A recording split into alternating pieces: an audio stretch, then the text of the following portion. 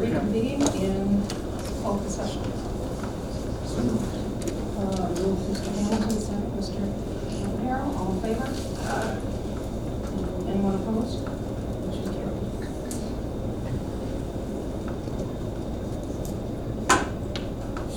I don't know whether we have to wait for Mrs. Brew or we just go ahead. We can go ahead with the Pledge of Allegiance. We'll make this one all by yourself. Just kidding. I pledge allegiance to the flag of the United States of America and to the republic for which it stands, one nation, under God, indivisible, with liberty and justice for all.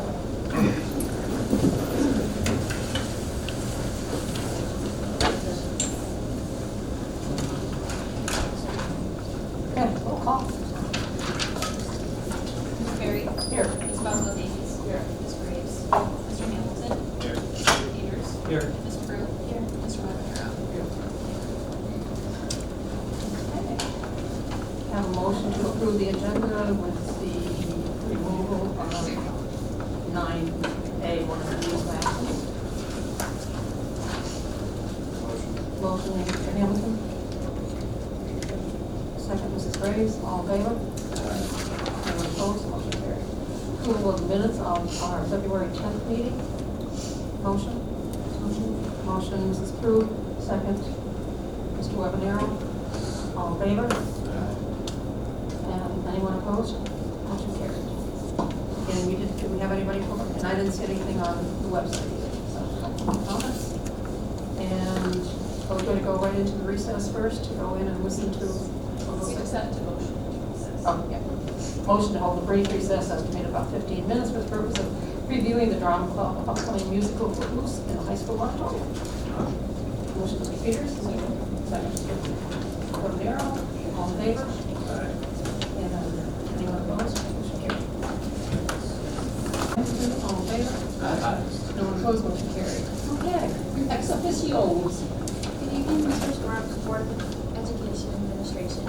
As we continue to move through the month of March, we are quickly approaching the PACE Career Day event.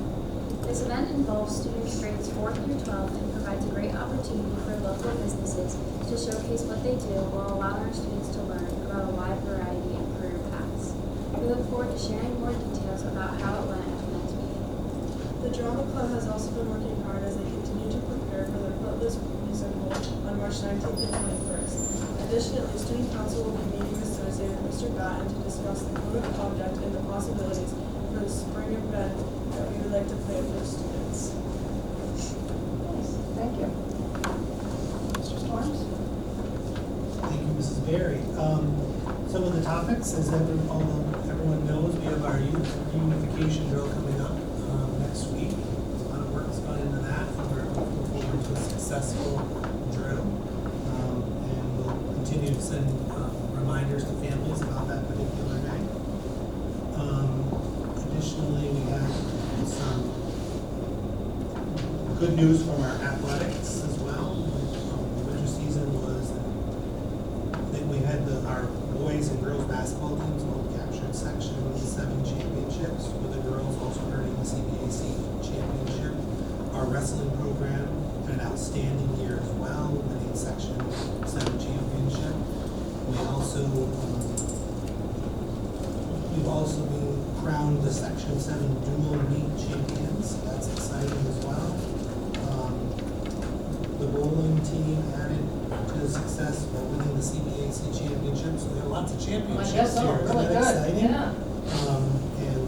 And the Section 7 success, and our boys swimmers competed with Wasable, and the girls hockey players competed with Beekman Town, and were both members of the Section 7 championship. So it's like championship after championship after championship. So congratulations to all of our student athletes, their coaches, and families.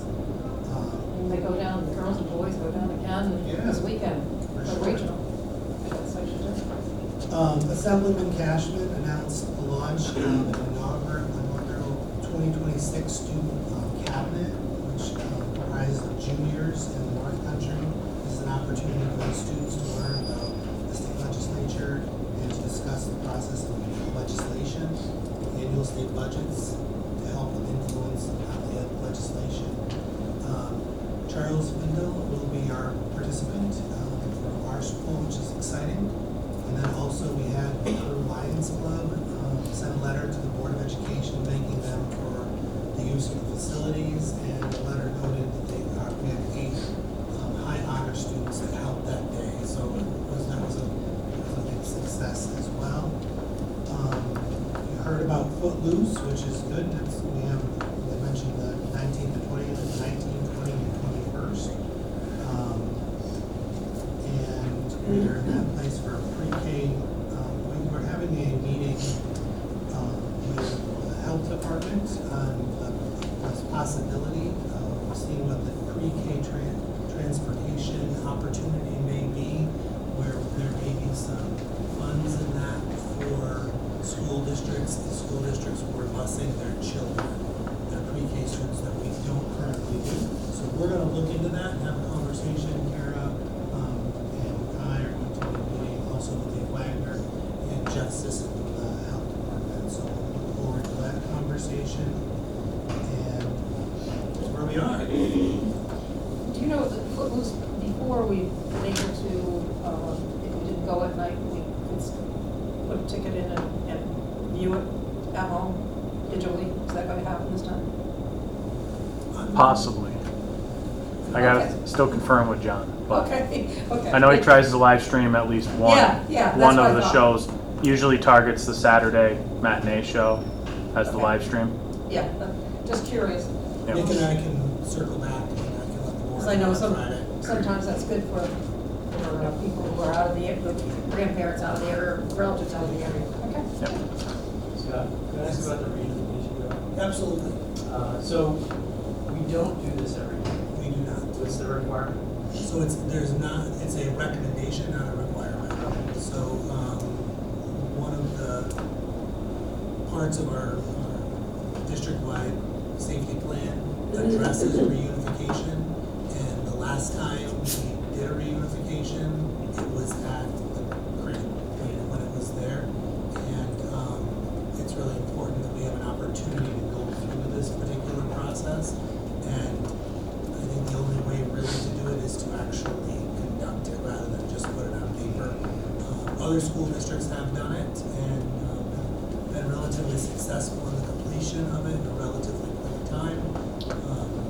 So I feel the leadership team and I have done a great job of really coming up with a plan that I think will be doable for our families. And we've taken into consideration feedback from Saranac, who did it. They reached out to our administration, we had some conversations, and so we've tweaked a few things that they've done, so I think that'll be a successful day. So we'll start dismissing our students in our buildings, and taking them over first, our secondary side of campus, starting at 10:30, and our elementary staff at 11:30. And we will continue a rotation until we have everybody over there. And our plan is by notification process. In years past, did we require families to pick up their kids? So we did require them to pick them up at 18. However, we had a super low number of people. When we ended up bringing kids home, we only had the equivalent of 2 buses of students that actually were not picked up and that were transported by our district. Is that an option this time around? So I will say this to you, our plan is that parents are picking up our students. That is really the crux of the plan, is the whole idea of reunification, what it looks like for a parent when they go in. We recognize that there may be some situations where parents aren't going to be able to, so part of our plan will be when they get back to campus, they will be distributed to buses, so we will recreate bus routes so that they will move. However, we're not advertising that as a main, because we do believe it's necessary for parents to pick up. Can I just say something? I think there's a lack of transparency with these parents about having their children up. I know I have an office full of patients that day. My husband will be involved in this drill. There's no way we can get our children. I know 200 families that are not sending their kids to school that day because of the lack of transparency. If this was being planned back in September, why weren't parents told back in September, you're going to have to pick your children up? Why why are we being told in February that, oh, we're gonna be shorter than such a date? So it wasn't planned in September. Well, we knew about the reunification trail was gonna be on that day, back in We did. September. Yep.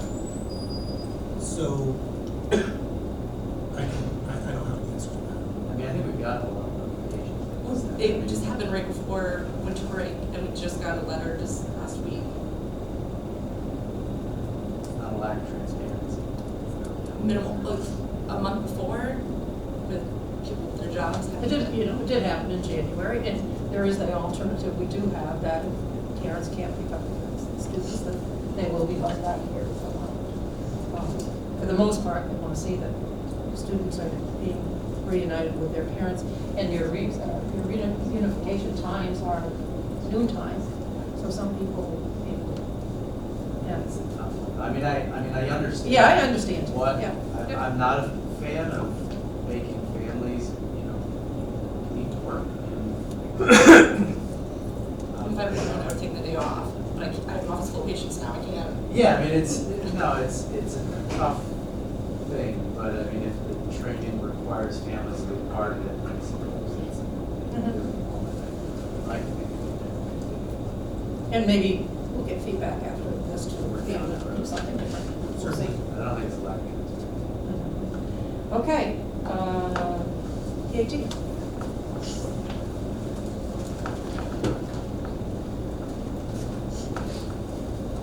You look like the students and others to me. So, good evening. One, I just want to address the comments about the reunification drill. We know it's a drill, and we know that the planning has to go into it. Unfortunately, there does need to be some inconvenience, I think, to the families, because if this were real, there would be no notice, and they would have to plan it on the fly. So I think, and while there wasn't months of notice, and I get it's a hardship on some people with work, I think it is a good drill that it's participating in, because hopefully we never have to go through it in real life. But if we do, it's going to be a lot more hectic and a lot more. It's going to be a lot crazier than what next Wednesday is going to be. We had a couple weeks' notice, so when it's going to be on the spot, it's going to be really crazy. And my understanding is law enforcement will be the ones that can take a lot of those movements. So I think it is a good learning experience for all of us. With that said, I do want to thank Mr. Storms for working with PAT this past week. We met with the elementary school. It was going over some of the logistics of the reunification drill, and they had some concerns about lunchtime for faculty and prep time, and we were able to work with a compromise. So, Mr. Storms, thank you for that compromise in exchange for the 2 hours of PD to compensate for the lunch prep time on that day. Thank you very much. I do want to let the board know, unfortunately I was signed up and registered, but was not able to attend. But this past weekend, NISA held a rally down in Albany to fix Tier 6. Over 15,000 members from across the state converged on Albany and had lawmakers hearing the message that fixed Tier 6 or Tier 6 needs to be fixed. We're not really seeing it yet, but in the future years, when you're requiring people to work 40 years, that is going to be unsustainable through the budget, because the salaries are just going to be insurmountable for 40 years on the salaries. So hopefully they heard us. Hopefully they'll fix it and bring it back down closer to Tier 4. So, but everything I've read, it was very successful and a lot of energy coming from all parts of the state. I do believe we did have some people from Peru that did attend. So, and lastly, I know we've had it for a couple of meetings, but I know we're going to get into the thick of it. So we do not envy the task that the Board of Education is about to undertake with the budget. I know we've heard Mrs. Bose talk about deficit that has to be compensated for. It does not sound like an easy task. We've already had some conversation with Mr. Storms. He has assured us that he will keep us up to date as we're looking at reductions, so we do appreciate that. And again, just to the Board of Education, good luck. We do not envy you, and we know, as in the past, you do realize you're dealing with people's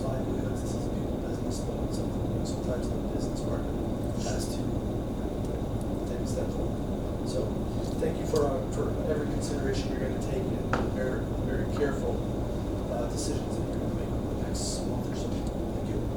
I think it's important too, Mr. Marino, that NICET just put out letters too to send to legislators on foundation aid, because that foundation aid looks like a 1% increase, so I encourage everybody, I'm still a member of NICET, I've just sent out my letters and so on, and I've sent mine encourage too. everybody, encourage everybody to really push that on the legislators to Yep. look at that, to be fiscally responsible, because 1% isn't going to cut it in today's day and age. Correct. So, thank you for that. Okay, admin reports. First one, Mr. Barry's going to come up and introduce Mr. Duffy. Good evening, everyone. I am proud to introduce a newer member of our teaching team, social studies team, Riley Duffy. I think any student who's had him or has had an experience with him through coaching or in the social studies realm will say he's a student-first educator, absolutely. And already in his third year, wants to go abroad. And then full circle of life, he had this experience in high school with Miss Rebus, and here he is paying it forward to our community. So, Mr. Riley Duffy.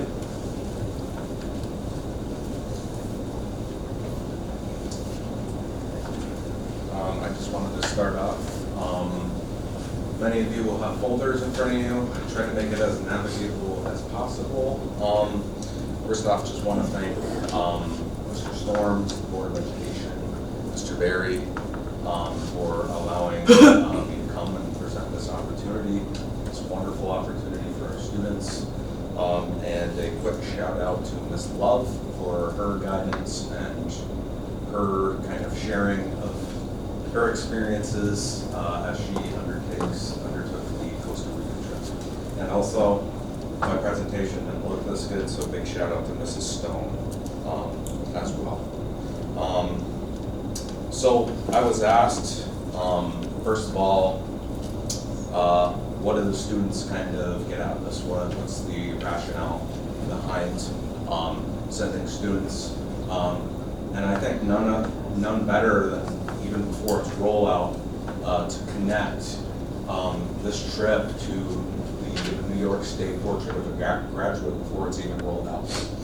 So you can see up here, within this trip to Europe, you can see it checks a lot of the boxes of the New York State Portrait of a Graduate to be academically prepared, applying what they learned to the real world quite literally. Being a creative innovator, I don't think there's anything more, not challenging, because it is a structured environment in a sense, but nothing kind of more forming than being in a foreign country, hearing and seeing kind of places you're not familiar with. Effective communicator, literally, we're going to a country that speaks French. Okay, some kids don't speak French. You're literally going to have to figure out how to order a croissant or something without maybe speaking French. And then finally, global citizen. It's no secret that we live in the North Country, and there's many students that haven't even had the chance to go even up to Canada. So this provides an opportunity for kids to cross the Atlantic and experience kind of two kind of jewels of Europe in Paris, France, and London. I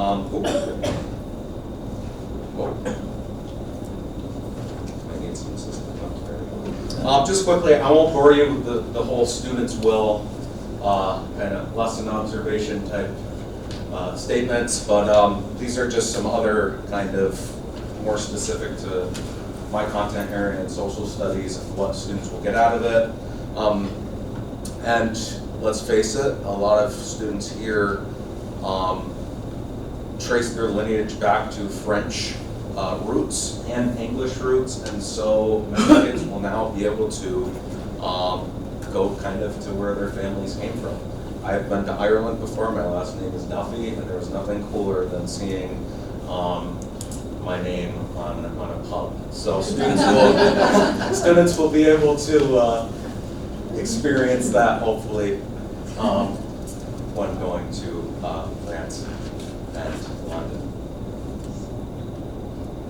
Just quickly, some spots that are on the itinerary. Notre Dame, I believe that will be repaired, maybe. You might know, it's done, right? Yeah. Only if you pronounce it Notre Dame. Notre Dame, okay. The Louvre, Parliament, Big Ben. I'm sorry, Ms. Rebus, would you mind pronouncing? I don't want to disrespect the French language. Vehicle militaire, the Louvre, Ville-sur-Mer. I think you did a really good job, guys. All right, perfect. So it really checks all the big boxes. Like if you were to drop a trip to these places, these are the things you would want to kind of see. And I think Normandy is just a great bonus. As you know, I think about this often. As time passes on, you know, in the next 10 years, our veterans who served and gave the ultimate sacrifice are dwindling from World War II. And I think we might even have the chance to see veterans when we visit the cemetery there, which is just such a foundational experience for our students to be able to experience and interact with people that have given so much for the country. All right, so the trip is 8 days total, 2 of those being travel. There could be some flexibility on that, 6 overnights. The plan is to fly directly out of Montreal. I think with a big group of kids, flying direct is easiest, especially when you're dealing with large airports and having to try to transfer over. So the plan is to either fly directly into London from Montreal or directly into Paris, whatever our kind of tour person recommends. This trip will be in April 2027, so spring break. And eligibility, this is a big one. I really thought long and hard about this, so when Ms. Rebus took us, it was kind of priority with students that would be graduating, so that would be the class of 2027, so current juniors, followed by the class of 2028. In that order. Some other requirements, you must have passed Global 1, which is 9th grade, Global 2, or AP EuroCiv. And you might be asking yourself, well, how does a kid that is a 10th grader pass Global 10? We will obviously take into consideration their current academic standing in that class. Academic standing, attendance, and behavior. With final approval being Mr. Berry and myself, if you look in your folders, you will see a form that students and their parents will have to fill out, which should be the second document. Just some examples of different criteria. I want this to be equitable as possible in that regard, so I will not be weighing one more than the other, but I would say obviously if I'm going to take children across the Atlantic Ocean, the biggest thing will be behavior, and specifically behaviors of, like, are you avoiding class? Well, to me that translates, are you going to run away in the streets of Paris from me? Is there like some substance issues, things like that? And so again, Mr. Berry and myself will have the final say on that. Any questions so far? No, I've thrown a lot at you. All right. So I did do an interest survey. So I did a kind of an estimate. So I estimated that the sophomore and junior classes have about 270. I could be really off on that. Of the 270, we had 146 students complete the survey, with 86% students expressing strong interest. And my agent said that usually of those that attend the initial meeting, about 50-ish% roughly end up going on the trip. Some things to note. The threshold, so to get to be considered a private tour, you need 35 or more paying students to get like your own tour guide, your own floor in a hotel, and your own bus. I anticipate capping this at maximum 2 buses.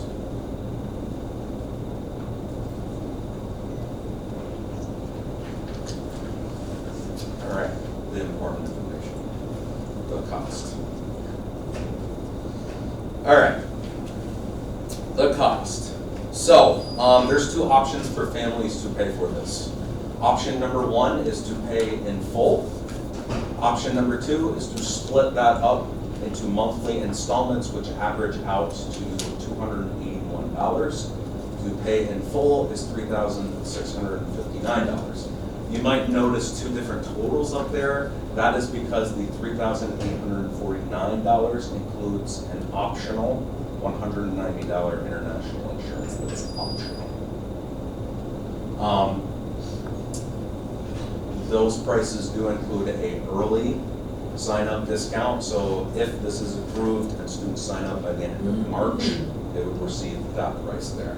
If not, it would be $200 more. Parent chaperones at $750. I understand that this sounds like a lot, but you're talking about probably two of the top 5 most expensive cities in Europe, London and Paris. And parents require, there's only 2 parent chaperones to a room, so that explains the increased cost. Good news is, much like Miss Love's trip, there is a 6-to-1 ratio of chaperone to student. So for every 6 students, you get 1 free chaperone.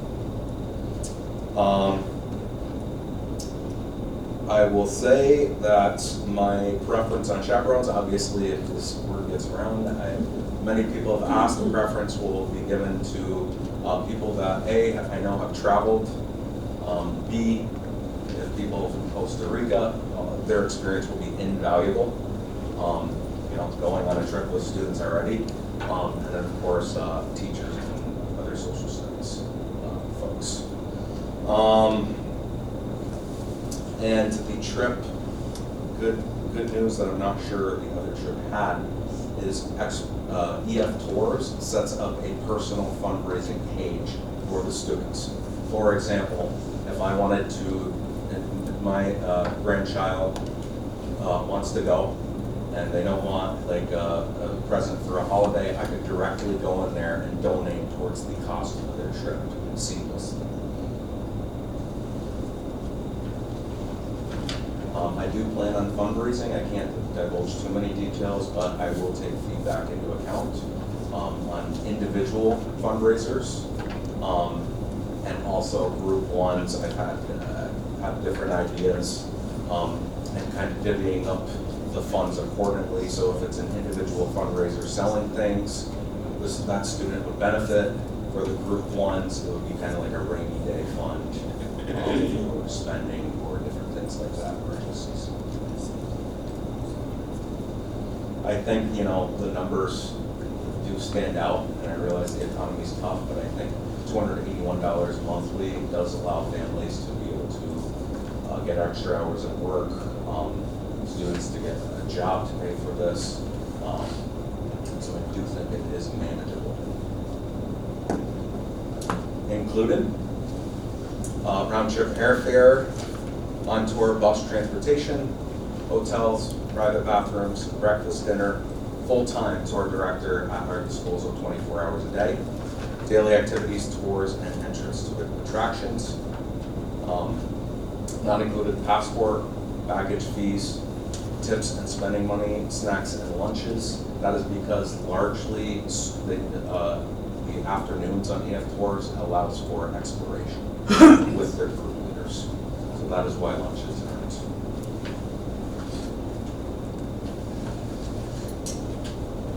All right, you all have a copy of this. This should have been at the top. Again, similarly, 2 days in Paris, day in Paris/Normandy, travel a ferry across the English Channel to London, and then a day London depart for home.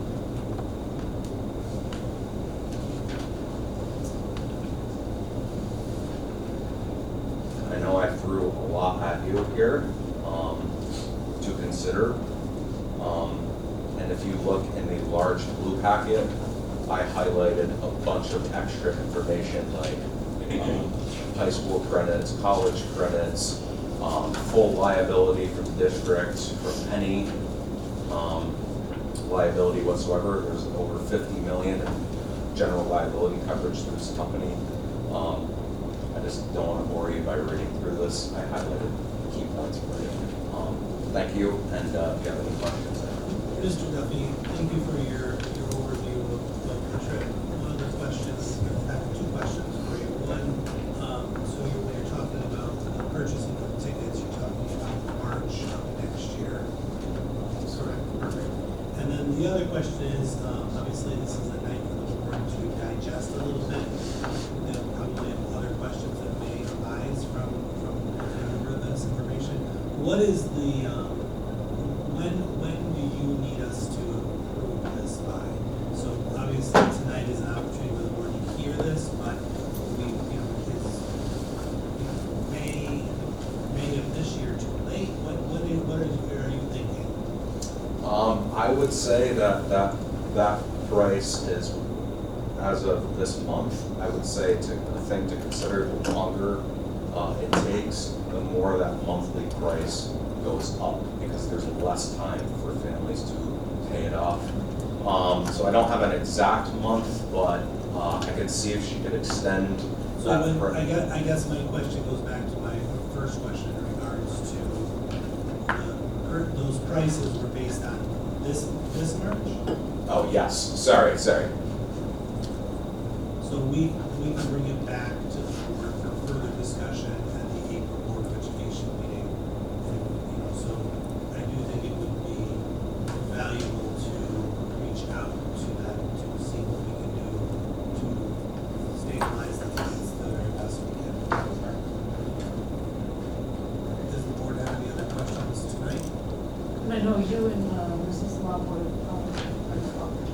going to try to do something with a scholarship, setting up a scholarship type group. So Yeah, that could possibly be down the road. I know she had mentioned a traveling club.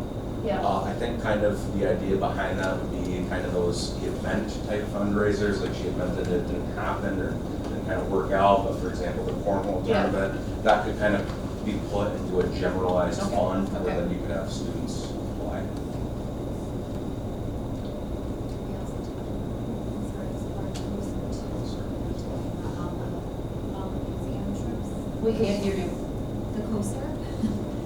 We could explore running some of this through the coaster, through Rosie's, and it would be, like all the arts and ed could be followed through arts and ed coaster. So Oh, good. it wouldn't be totally paid for, we'd have to figure out, there's two ways you could do it, so you could set it up so it has next year's group, or, like, there are a few different ways, so we have to figure it out. Interesting. You said you haven't like entirely figured out the fundraising aspect of it. The individual fundraising is very concerning to me. If you are disadvantaged, your grandmother is not going to do it paying $4,000 after you, she's also going to be disadvantaged. And so finding those opportunities for group activities that allow our disadvantaged students to do this.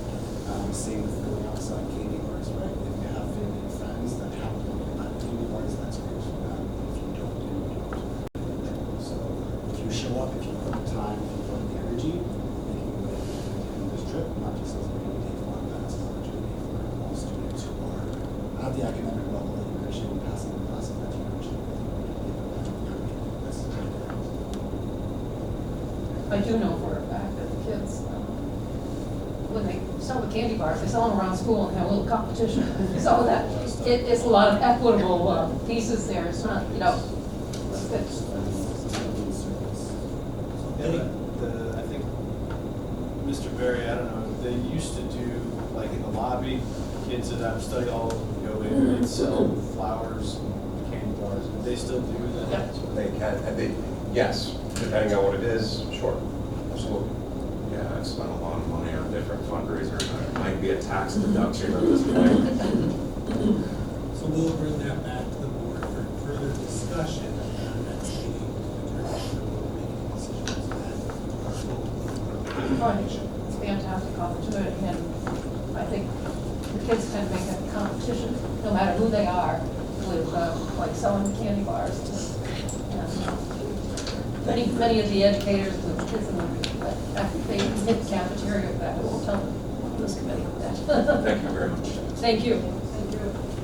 Okay. Next, we have Mrs. Michelle, who's going to share some primary data for pre-K2 maps. We're going to go from London parents to data. Everybody. We know it'll be as exciting. Transition. I can sing it to you. It'll be much more exciting.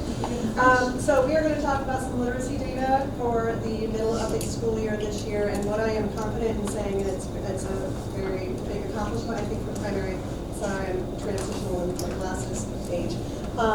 Is that I can confidently feel like we can say that our year one, tier one in MTSS, we're really trying to focus on delving into the tier one teaching in the classroom to make sure we're gleaning out all of our students in terms of literacy has been successful. And even though tier one or year one was last year, it would have taken until now to kind of have that data to look through to see some of the successes that we have seen in the primary building.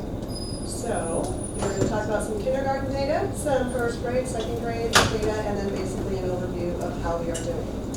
So in kindergarten, our measure that we use is a test called letter name frequency, or LNF. That's the test that we give. It's a 1-minute test. It basically is just an oral exam to test the kids' recognition of upper and lowercase letters. It could be a repeated alphabetical letter. It's just as many letters that you can identify upper and lowercase in that 1 minute. It starts at the very beginning of kindergarten, where we have different expectations for incoming kiddos, whether they attended pre-K or not, and it goes through the beginning of first grade.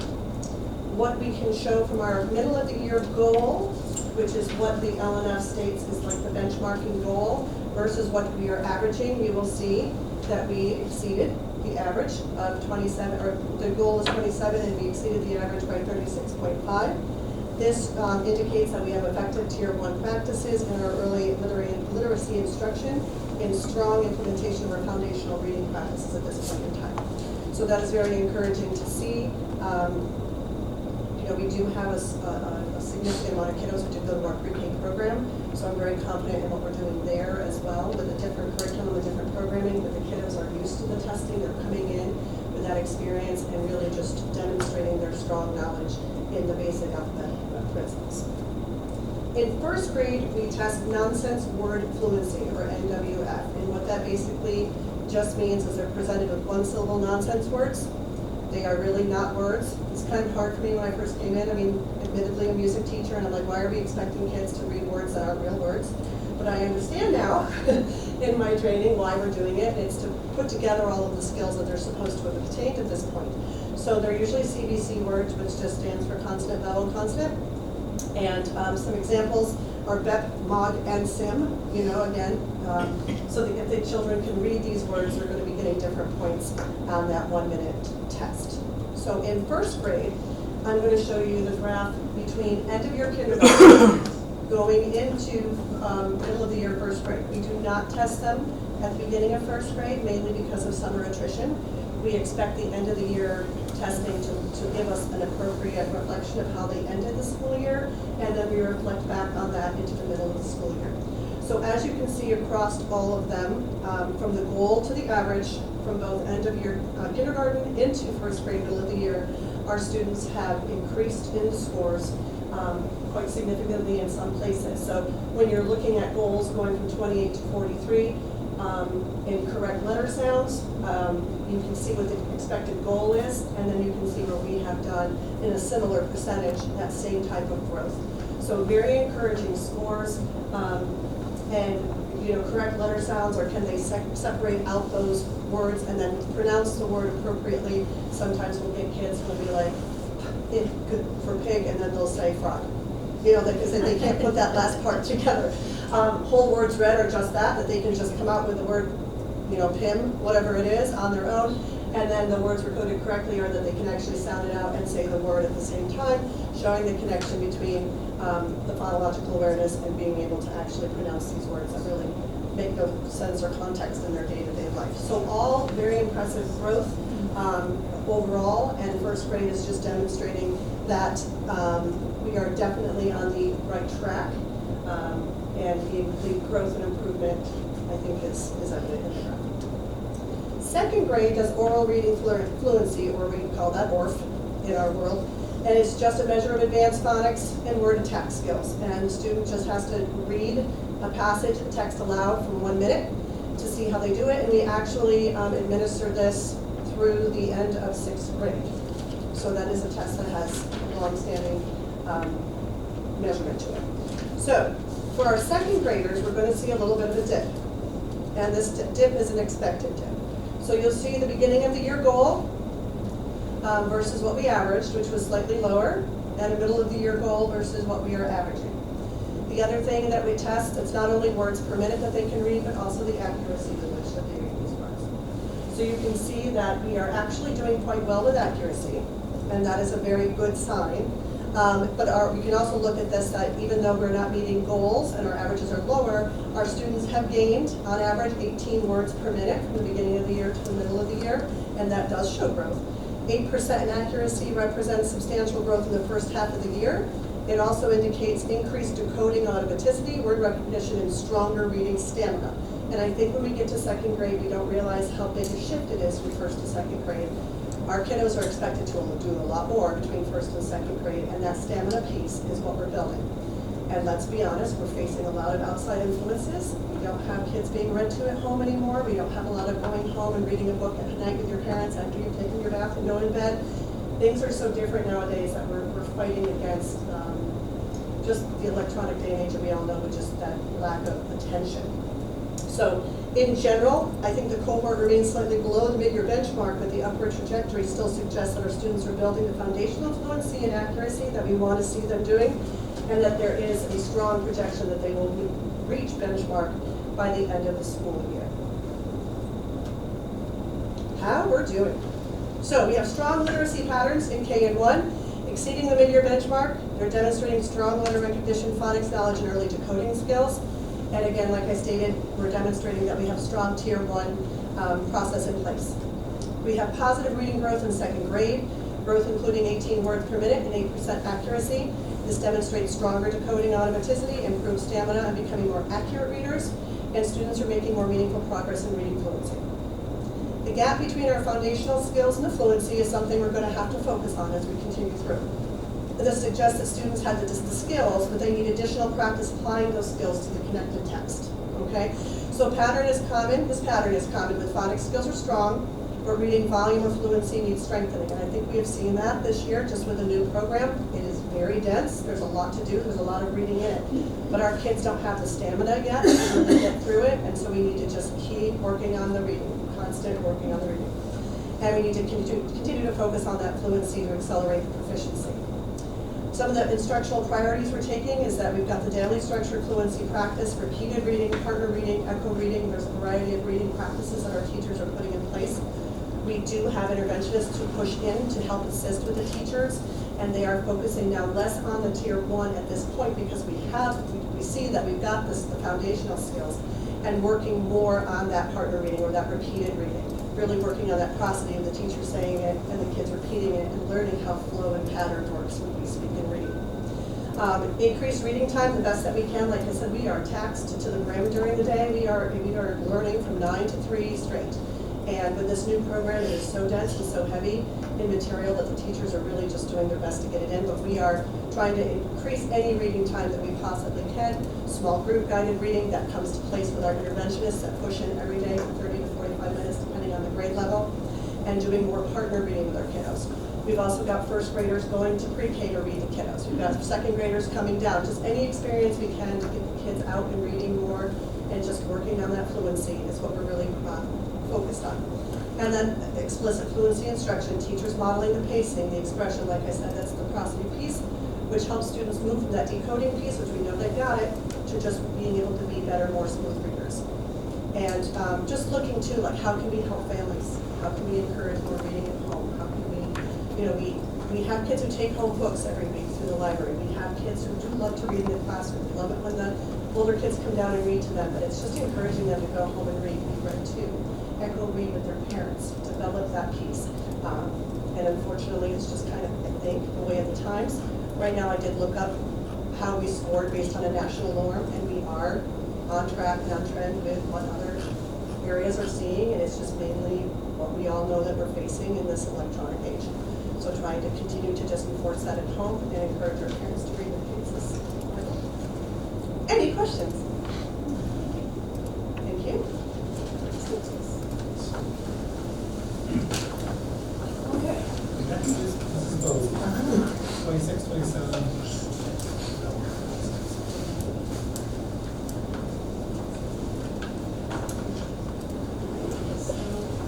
Thank you, everyone. This evening will be pretty quick. Tonight, we're talking about our 2026-27 budget, proposed revenues and parameters. First, we'll go into the budget development timeline, review the tax levy limit calculation for 26-27, discuss some 26-27 budgetary challenges, and determine our initial budget parameters as we go further into the process. Our budget development timeline. So tonight, revenues and parameters. We did have a budget workshop on the calendar for Tuesday, March 17th. Due to the budget development process, that meeting is canceled, and instead we will combine the contents of the 17th and the 24th into one workshop on the 24th to hopefully have a more in-depth workshop on the 24th instead of two more surface level next week and then another one the following week. So the real property tax levy limit, also known as the tax cap. The real property tax levy reflects the total sum of money collected in local property taxes to support a school district. Under New York state law, school districts are required to calculate the maximum allowable tax levy, known as the real property tax levy limit, or more familiarly, the tax cap. This tax cap calculation is created by New York State, but it accommodates real growth in the local tax base, and it also accommodates the rate of inflation, or 2%, whichever is lower. So there's a familiar saying out there talking about the tax levy limit and 2%. That doesn't restrict the tax levy limit to 2%, that restricts the inflation factor to 2%. So if inflation is higher than 2% in that calculation, you can still only use a maximum of 2%. If inflation was lower than 2%, you would use the actual inflation factor.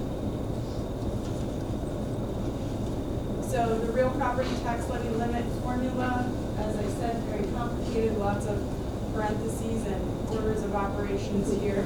Luckily, there's an online portal that you do the calculation in that New York State assists you with, so you're not doing it all by hand. So for 26-27, the Peru Central School District tax cap is 3.18%. And the factors that go into this calculation that are worth noting is the tax base growth factor, which is determined by New York State, is 6.6%. So this is a determination by New York State of the quantity change in the district's tax base. That could be new construction, newly taxable status of existing property, or measurable improvements to property in the district. The allowable levy growth factor is 2% because inflation was higher than 2% in the previous 12 months. So here's the screenshot of the portal showing all those factors that go into this calculation. And so something that I believe across the region as CDS component districts is an important topic to hit on is the CTE center lease and how that impacts the 26-27 tax cap. If you recall at budget time last year, we knew that this impact was coming. This was announced to districts well in advance, and we knew that this was happening. CDS has provided us with the information to share with districts that the CTE center lease is adding just under $134,000 or 0.65% to our tax cap calculation. So of that 3.18%, 0.65 is the expense associated with that BOCES lease. And it is important that the district levies that additional 0.65% on the tax cap, because the lease cost is going to happen, whether the districts levy the taxes associated with it or not. So in the event that that tax is not levied, you're playing catch up for the next 20 years of the lease. And, Mr. Storms and the board, especially Mr. Webanero as a member of the CPS board, we'll have a lot more information on the CTE Center, but this center is going to provide greatly expand career and technical education opportunities for students across the entire North Country. But it's just important to note that this 0.65% that gets added in, it basically increases the starting point for next year. So if you don't levy that this year, you're behind going forward. Any comments on the CTE Center? If folks aren't aware of the strategy that CVS is using for the center, it's going to be a lease option, which over the course of 20 years is saving the district millions and millions of dollars that we can otherwise incur in capital expenses. Even though we're seeing this cost is a substantial savings to the taxpayer. Yes, and the lease model is something new that the BOCES has done this year, and it's amazing. They would say it themselves, and I think Dr. Bell and Dr. Davey have said it before, that without the red tape associated with the full capital project, you really get to see this project expedited as well as a huge cost savings. Here's a quick review. Looks like some of my data I had a table on the bottom got cut off, but we'll make sure that gets uploaded to Board Docs in the PDF version, but this shows you a historical depiction of our tax levy. It's typically around 2 to 3%. Just for reference, I believe it's on the board's presentation, but last year our tax cap was 2.98%. The year before was 2.84%. Talking about our 2026-27 budgetary challenges. Mr. Marino spoke to it earlier, the board, you spoke about it last time, the 1% due minimum increase in foundation aid. Expenses are increasing greater than 1% across the board. So foundation aid is the district's largest category of state aid. So 1% increase in that is not enough to keep up with the cost of operating a school. Our special education costs, there can be significant fluctuations in special education costs throughout a single school year, so that requires a lot of forecasting expenditures for placements as well as staffing needs. And utility costs, so just like many of us in this room face rising utility costs, the school district is also facing rising utility costs.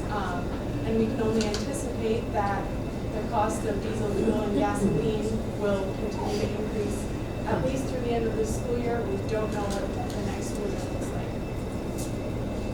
So our proposed budget theme for 26-27 is collective commitment. Collectively we're committing to the future of our school district, whether that's what we offer, our education as well as our responsibility to our taxpayers. And then into our proposed budget parameters. We're not setting specific parameters associated with fund balance today. That's at the upcoming budget workshops, but as in years past, the board has traditionally committed a certain amount of fund balance to the budget. The goal when you commit fund balance to the budget is that this is like your savings account, your rainy day fund. We build that into the budget, but you hopefully don't need to use it. But you never know. We could have a sewer backup that we anticipate could cost a lot of money that we have to find money in the budget to pay for. We had that exact situation a couple of years ago, and luckily it ended up being significantly less than we anticipated. But the original number thrown out for that remedy was $500,000. So when we look at budgeting our fund balance, it's used to basically catch any revenue shortfalls or unanticipated expenditures, and it can also be used to level out your expenses across the year. So instead of always trying to basically bring some stability to the budget, that's what it can also be used for. tax levy, the board will have to determine going above the tax cap, which would require a supermajority vote at the tax cap of 3.18% or below the tax cap. And then our general direction and strategy, as in years past, is maintaining our programs with only necessary enhancements or reductions. And then our 100,000 capital outlay project.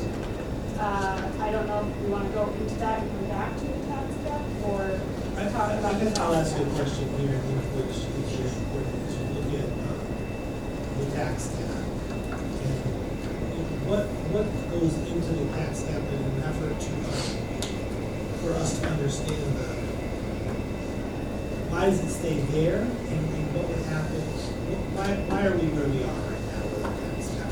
Sure, so what goes into the tax cap is you start with your prior year levy and there are capital exclusions that are associated with the debt that you pay. So the offset of the revenue you get for your debt and the debt that you are paying to maintain your facilities for capital revenues.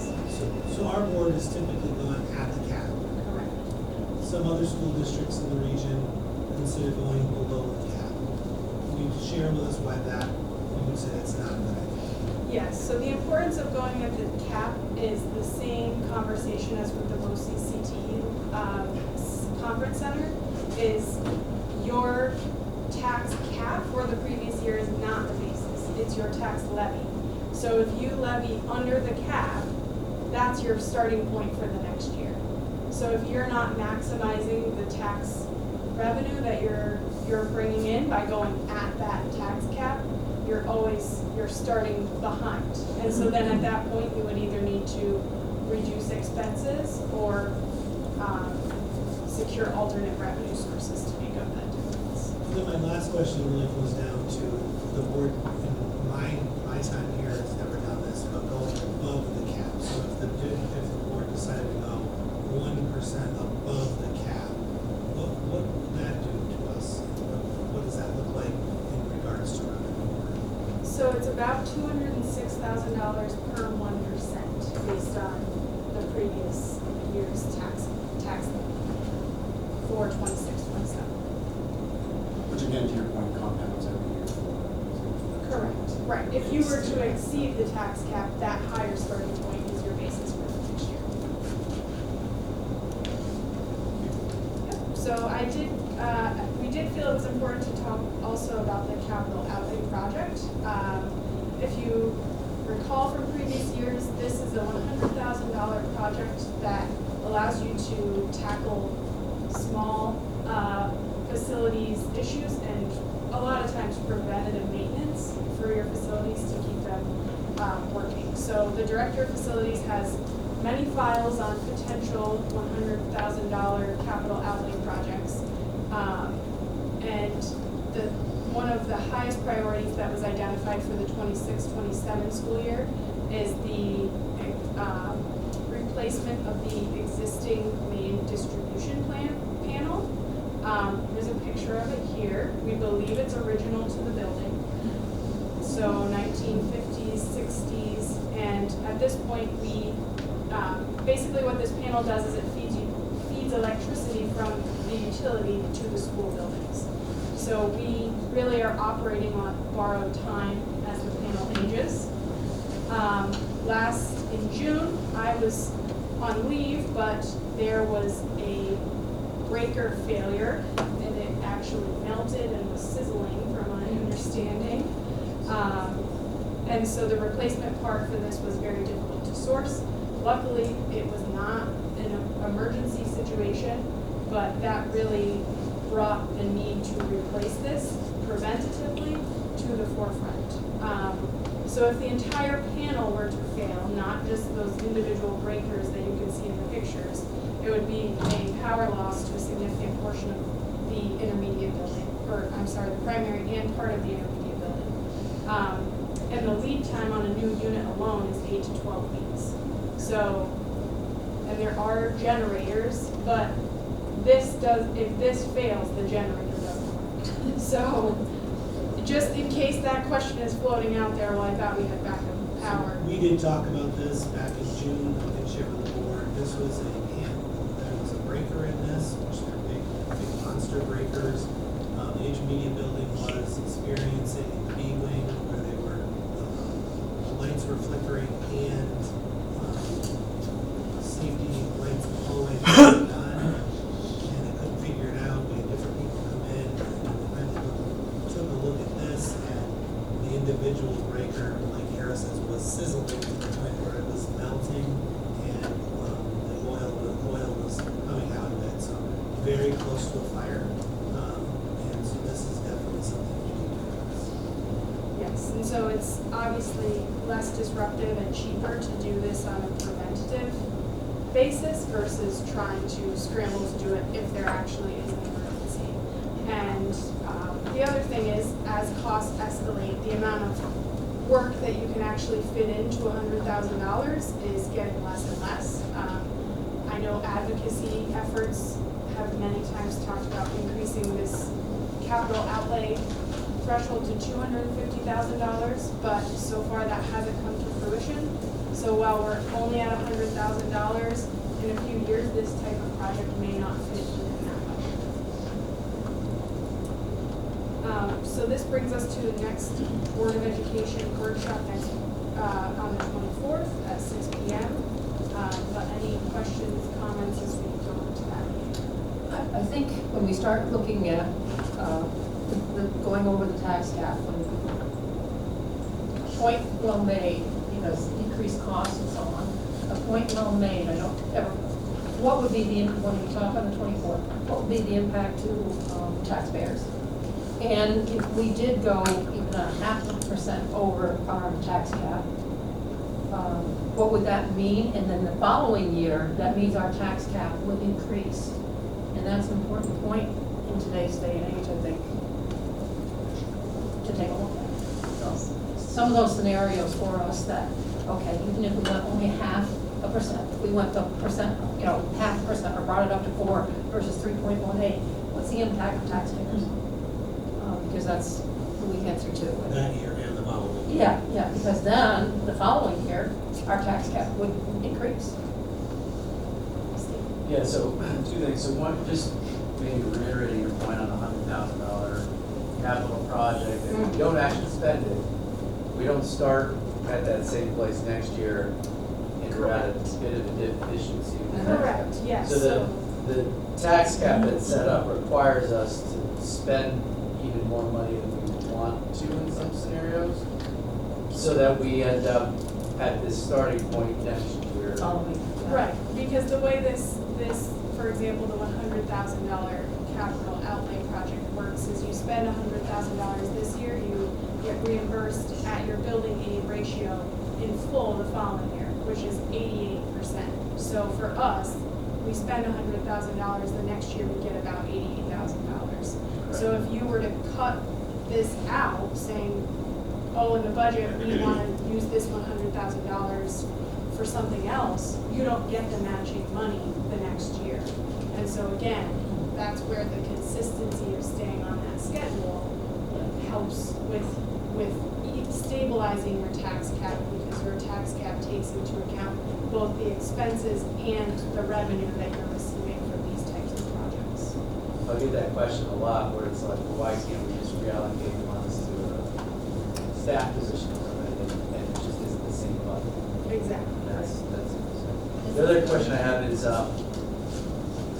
that piece of equipment $100,000? Like, do we know? Yes, so we've done a cost analysis with our architects, and they have said that we can purchase the equipment and do an install within the $100,000 Okay. limit. So that's why we're proposing it. If it wasn't, it would have to really go into a future capital project. Right, okay, thank you. Thank you. Is that source of the funding for building aid? Yes. We would have to complete the project. Yes, so that needs to be completed, closed out, reports filed with state ed by June 30th. We just did the library floor. So library floor will be done this in April, April. and then as soon as that's done, we file the reports, but that money is included in the executive proposal for this year because it's all about the timing of when you file the paperwork for SED. Okay, anything else? Thank you. Okay, reports and communications. Any questions, concerns on the reports and communications? Okay, a motion to approve reports and communications. Motion, Mr. Peters. Second, Mrs. Graves. All in favor? Anyone opposed? Motion carried. New business. These are, we can do all of those at the same time. Any questions, concerns on those? Go ahead. Question on the settlement. So, we previously had this conversation where building was overvalued. If I read this correctly, basically, we are expanding any future rights, but not correct. So what's the loss to the district? So I can calculate that, I can put that back. The future loss would be what I can calculate. We have about 200, I had it written down, like $250,000 in our tax certiorari reserve. So that money would then go back into the general fund balance by not having to pay back those reserves because it's restricted for that purpose. The big thing is this is a joint settlement between the school and the town. We have to be on the same page regarding the assessment.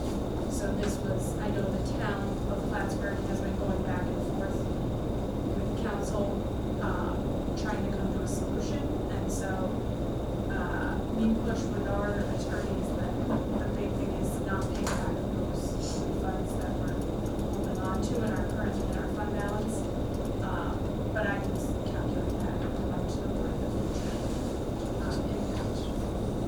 And right now, all refunds in the settlement, all refunds will be waived for the Pacific School District. So that's a plus for us. Correct, Yeah. so we don't pay anything back, it would just be going forward, this would be the assessed value of the tax.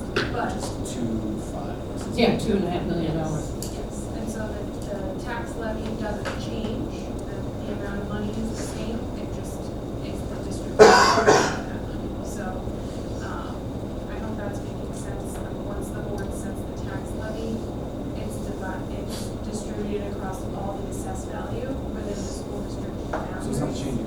Correct. Correct, exactly. So you could theoretically calculate what it would be based on last year's tax rate, but the tax levy is the tax levy, it's just the share coming from this specific source. That's that one on Dunning Way. Yes. Amazing, $2.5 million difference. What is the purpose of that? Do we know? I don't know. I think it's the Yeah, oh, yes, yes. Yeah. Yeah, it's a federal. So it looks like it might be somewhere around $40,000 or $50,000 difference based on this year's tax. Yeah. Maybe something like I that. can, Yeah, okay, we'll get that and send it to us. Okay, thank you. Any other questions on the new business? Okay, motion to approve. Motion, Mr. Romero, and a second. Who goes over there? Second, Mrs. Fossil Davies. All in favor? Anyone opposed? Motion carried. Okay. Personnel, any questions, comments? I signed them. Lacrosse merger.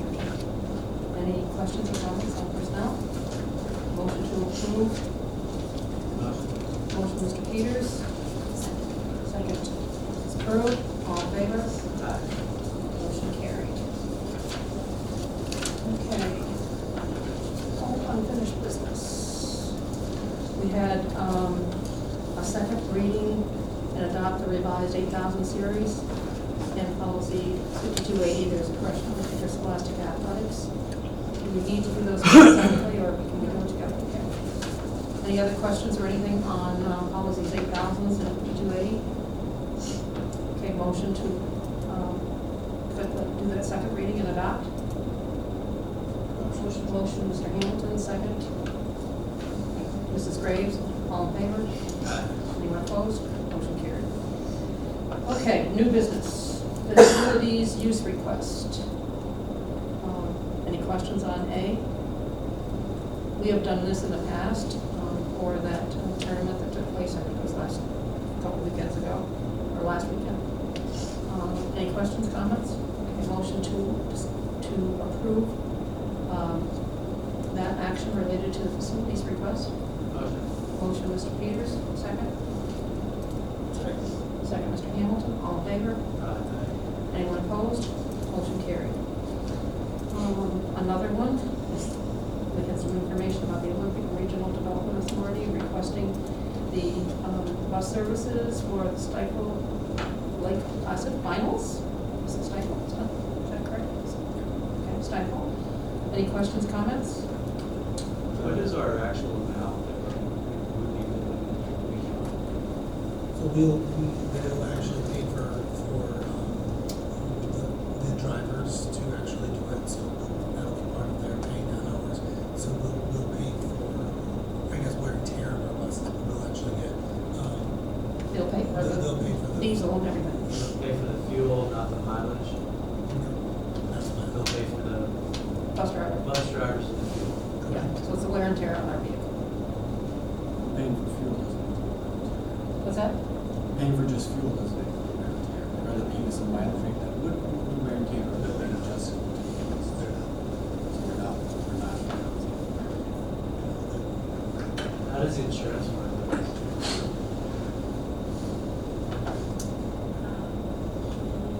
Have not researched the insurance for that. But we do have a mileage rate that, the board sets that July, it's trailers and buses. That would include diesel. Yeah, that would do. So we could do, we could have, don't have right now, but we set those rates so that if someone is using our buses, like, if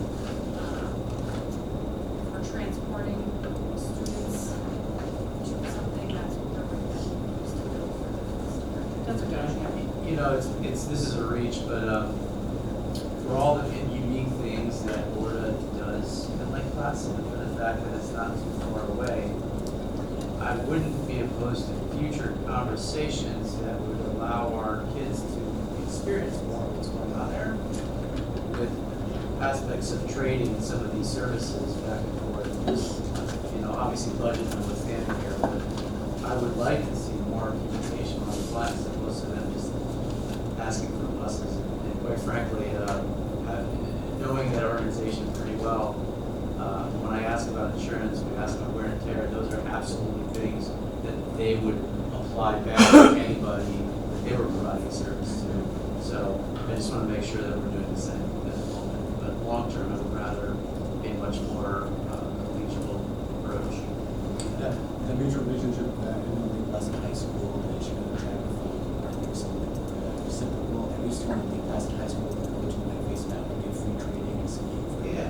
So there's a lot of opportunity to leverage the facilities that we have. Certain. Something like that in the future. I think it's not far away for a lot of kids, and it's a lot of cool stuff. But that's beyond what this is. And these days, this Friday, there's no school that day, so there's Friday. March 20, 21, and 22. Yeah, I guess my point is just the insurance and the, So do, So we could reach out to Northern Insurance, they are sort of responsive, so I'm sure if I say we don't modify it, that was building this as soon as possible. and should we put something in this motion that we would be charging them the mileage rate that we normally charge? I think we do too. Be responsible now the way the cost of things are going up. You know, they're going to pay the bus drivers. There's 5 school buses each day. Well, this thing just says the cost of each school bus per mile. So it's whatever we put on. Whatever we put on. We can go to double the mileage. Right. If in It doesn't theory, we matter. coordinate with other schools, Of each school bus with operator, so it's whatever our rate is in our policy is mileage rate, right? So, motion to approve the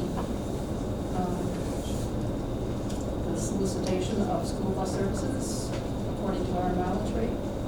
Motion? Motion, Mr. Peters. Second, Mr. Webanero. All in favor? Aye. Anyone opposed? Motion carried.